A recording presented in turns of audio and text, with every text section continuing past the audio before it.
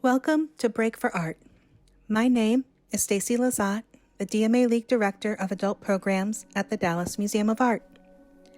Today, we are going to spend some time with this Moche Stirrup-Spout Bottle with deer hunt, dating to 450 to 600 CE. If you would like to spend more time looking at this object before I turn your attention to a few points of interest, you can pause this video and then resume playing it when you are ready to continue.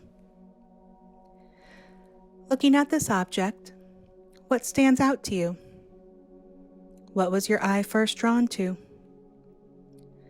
What questions do you have about this work of art? We are looking at a ceramic vessel made by the Moche from the region of Peru. Before we look closer, I wanted to share a little bit about Moche culture. Known by the name of a river on the north coast of Peru, the Moche were dominant from the 1st to the 8th century.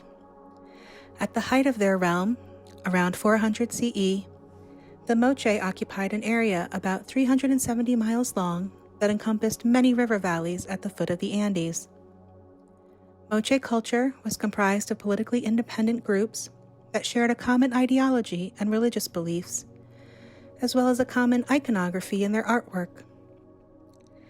As artisans, they built massive adobe pyramids, including the largest known adobe pyramid in the Americas. And they developed new technologies in textile production and in the use of metals, including gold, silver, and copper. They had a robust ceramic tradition that often made use of fine line painting and molds, as seen with this vessel. Although they did not develop a written language, Moche artists were known for the highly realistic and distinctive art style, giving us insight into their daily life, myths, and ritual tradition. Moche decorated vessels were mold-made, leading to standardized shapes and decorative elements.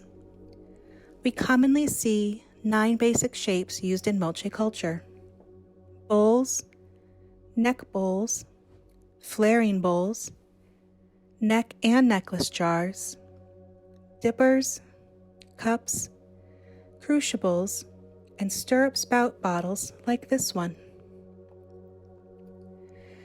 This distinctive spout is composed of a hollow tube of clay bent into an upside-down U shape with a second hollow tube attached at the apex of the curve that serves as the opening. This spout form has ancient origins in the Andes region, and it is possible the Moche were inspired by earlier cultures. Now let's explore the subject depicted on this bottle. On the top, we see 2 modeled figures. A human wearing a splendid headdress, holding a spear thrower and a club, who is attached to the handle of the bottle. Opposite the human figure, sitting at an angle on the front ledge, is a deer.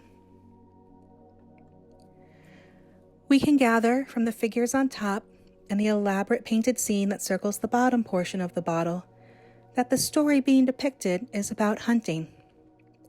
The bottle is telling the same story in 2 different ways, both 3-dimensionally and 2-dimensionally. Let's look at the composition of the painted scene using this rollout drawing that shows us the scene in one long view. The trees throughout the scene show us the action is taking place in the wilds outside of public architecture, which is indicated by the adobe wall framing the right side. Many scenes depicted in Moche art have a narrative and include action. The figures are always doing something. Here we see 2 hunters wearing fan-shaped headdresses and loincloths. How are they showing action? We see their weapons in their hands, facing a central deer that has been wounded by a long spear, with the figure on the right still pointing his spear at the fallen deer. We see 3 other deer laying dead on their backs, tongues dangling out of their mouths, captured in the net enclosure. Surrounding the 2 hunters, we see 3 other figures in the painted scene. Observing the hunt, we see a figure seated on a litter, dressed in similar regalia, and on the opposite side, 2 female figures carry lidded jars in their shawls.